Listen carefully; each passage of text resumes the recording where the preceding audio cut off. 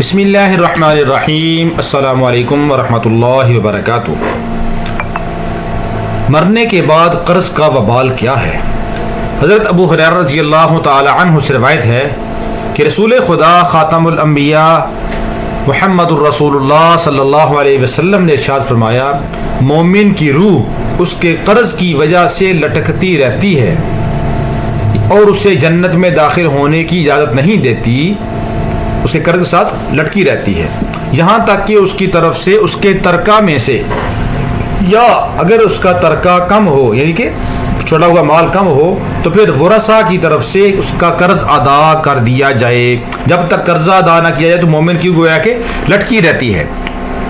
اسی لیے آپ نے دیکھا ہوگا، سنا ہوگا کہ اکثر جنازوں کے موقع پہ امام صاحب یہ اعلان کرتے ہیں کہ اگر کسی کا کوئی لین دین ہو تو اس کے ورثاء سے وصول کر لیں، رابطہ کر لیں۔ کیوں؟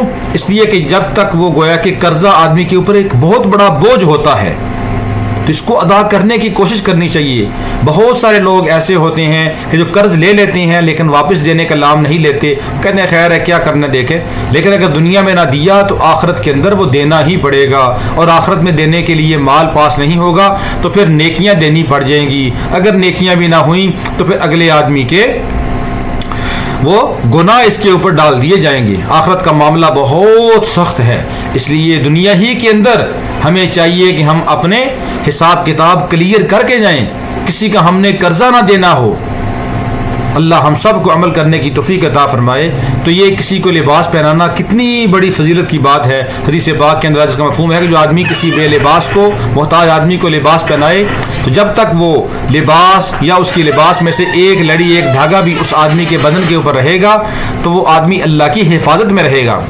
تو ہماری یہ کچھ بہنیں، باجی فوزیہ بیگم صاحبہ، باجی شہناز اختر صاحبہ، باجی کلثوم بی بی صاحبہ اولڈہم انگلینڈ سے، انہوں نے یہ مدرسہ کے طلباء کرام کے لیے، یہ سردیوں کے لیے صوبہ سندھ کے اندر جو ایک انتہائی پسماندہ علاقہ ہے ضلع دادو، وہاں کے لیے یہ انتظام کیا ہے کہ ان کو یہ سردیوں کے لیے جیکٹیں وغیرہ اور جرسیاں لے کر دی ہیں۔ اللہ رب العالمین ہماری ان بہنوں کو اپنی شیان شان اجر عظیم عطا فرمائے، اللہ تعالیٰ ان کے مال جان اولاد میں برکت عطا فرمائے، اللہ رب العالمین ان کی تمام جائز مرادوں کو پورا فرمائے، اللہ رب العالمین ان کو اپنی شیان شان اجر عظیم عطا فرمائے، اللہ ان کی مرادوں کو پورا فرمائے، اور اللہ رب العالمین ان کو اپنی حفاظت میں رکھے، اللہ رب العالمین ان کو کسی کا محتاج نہ کرے، اللہ رب العالمین ان کو اہل خانہ سمیت بار بار حرمین شریفین کی زیارت کی توفیق عطا فرمائے،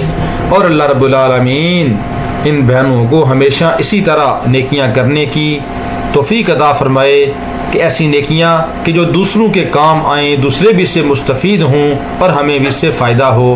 تو یہ بہت بڑی نیکی ہے۔ دیکھیں ماشاءاللہ بچے، چھوٹے چھوٹے بچے ہیں مدرسے کے، تو یہ خوش ہو گئے ہیں کہ ان کو سردیوں کے لیے جیکٹیں وغیرہ مل گئی ہیں۔ تو یہ کتنی خوشی کی بات ہے کہ چھوٹے چھوٹے مدرسے کے اندر قرآن پڑھنے والے بچوں کو خوش کرنا اللہ کو خوش کرنا ہے۔ یہ قرآن پڑھنے والے بچے خوش ہوں گے، اس سے گویا کہ اللہ بھی خوش ہو جائیں گے۔ اللہ ہم سب کو ایسی نیکیاں کرنے کی توفیق عطا فرمائے۔ ظاہراً یہ ایک چھوٹی چھوٹی معمولی نیکیاں ہوتی ہیں، لیکن کہتے ہیں کسی نیکی کو بھی معمولی نہ سمجھو۔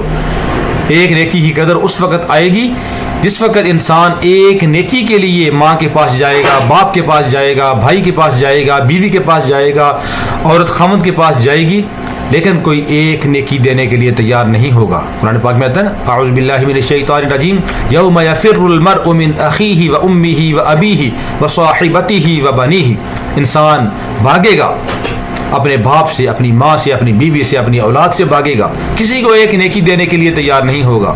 وہ دن آنے والا ہے، اس دن سے پہلے پہلے ہم نیکیاں کر لیں۔ تو یہ ایک بہت بڑی نیکی ہے، اس طرح ایسی نیکی کہ جو ایک صدقہ جاریہ ہے، تا دیر اس کا ثواب ملتا رہے گا۔ اللہ ہم سب کو بھی عمل کرنے کی توفیق عطا فرمائے۔ السلام علیکم ورحمۃ اللہ۔